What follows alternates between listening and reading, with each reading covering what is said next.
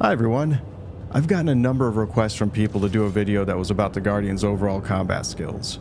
So I thought that a good place to start was by taking it into Arena Commander and completing Pirate Swarm, and then after that I played as much as I could of the Endless Vandal Swarm. I also got together with some friends who like to PvP and went a few rounds with them using a combination of smaller and other heavy fighters. And after that I used the Guardian to do a bunch of bounty hunting missions. And I found that all of my experiences could be summed up very easily. When it comes to combat, the smaller the ship that the Guardian's fighting, the less effective it's going to be against it. But luckily there's a few things you can do about that to help even the playing field. One of the ways that you can tip the scales back into your favor is by changing your weapons loadout. The Guardian comes by default with 2 size 5 cannons, and these are good for taking on medium to large targets, but they're not nearly as good when it comes to going head to head with smaller ships. The M7A energy cannon that it comes with is designed to minimize its power loss over distances. This makes it a good weapon to use for medium to long range combat, but I found that it was very hard to land shots on fast or agile targets, especially if they're doing anything other than flying in a straight line. And one tactic for the cannon is to use its range to your advantage. It can outgun most of the size 2 or size 3 weapons that smaller ships tend to be outfitted with, and if you keep your distance and aim your shots right, then you can do some heavy damage while minimizing the amount that they can do in return. Also, don't forget that using precision mode can really be helpful when you're doing this. But I personally don't have the type of patience that's required to effectively pull off this style of combat. Instead, I like to use rapid-fire weapons like the CF-557 Galderine repeaters against smaller targets. You can also use the AD-5B ballistic Gatling guns, but it still suffers from the same problem as the other types of weapons that use expendable ammunition, and I find that it often runs dry right when you're in the middle of a mission. For my first run through Arena Commander, I outfitted my ship with a pair of Galderine repeaters and found that the time to kill for every ship was noticeably longer than it was when I was using other heavy fighters like the Lightning. So instead of using the Galderine, I'd recommend using Attrition 5 repeaters. You can buy them at the HD showcase at the Central Business District in Lorville. They're going to run you $270k each, so they're not cheap. But the Attrition series aren't going to run out of ammunition like the Gatlings, and they do a lot more damage than the Galderines. So they're worth getting as soon as you can afford them.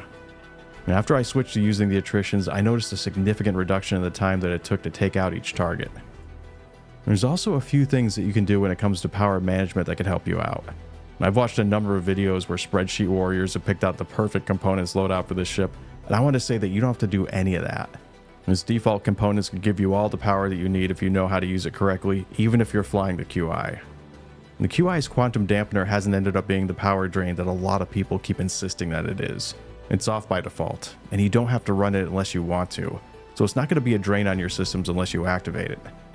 Also, I turned the cooler off completely and redistributed that power to my weapons, shields, and engines, and I know that isn't going to be a long-term solution, but for now you can get all the power that you need by doing this. And so after doing that, I could fully power up the guns, shields, and place all the leftover energy that I had into the engines. Now, I don't use missiles very often when doing PvE combat, but I found that the standard loadout that comes with the QI is good for softening up medium and large targets. But if you want to have a better loadout for taking out fighter craft, then I'd outfit it with the racks that hold 4 size 2 missiles each like the standard Guardian comes with. And then I'd load it up with the Rattlers, which has been my favorite missile type since the 2.0 days. Another thing to be mindful of is how to use the Guardian's natural abilities to your advantage.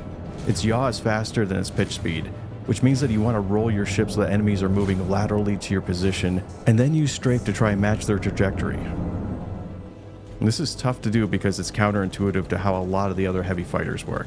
They tend to be better at pitching while most light fighters tend to be better at strafing. So I found that I was often fighting my natural instincts when it came to flying the Guardian. Overall, I found that for my playstyle, I benefited a lot from switching its weapons over from cannons to Galderine repeaters, and it helped even more after I upgraded to using attrition repeaters. Another good thing to keep in mind is that if you're fighting in a group, it's a good idea for the Guardians to focus their attention on medium-sized and large ships first, and then go after the smaller targets after that. Also, I don't feel like the Guardian's even close to overperforming or even living up to how they described it as being. So for everyone who's worried about it getting nerfed, I wouldn't be. I actually expect to see it getting a boost to its pitch and yaw speeds at some point in the near future, and I could also see them giving the QI a slight increase to its roll speed as well. Well, that's going to be it for this video on the Guardian's combat skills. I've been your host, Law of the West. Thanks for watching, and take care.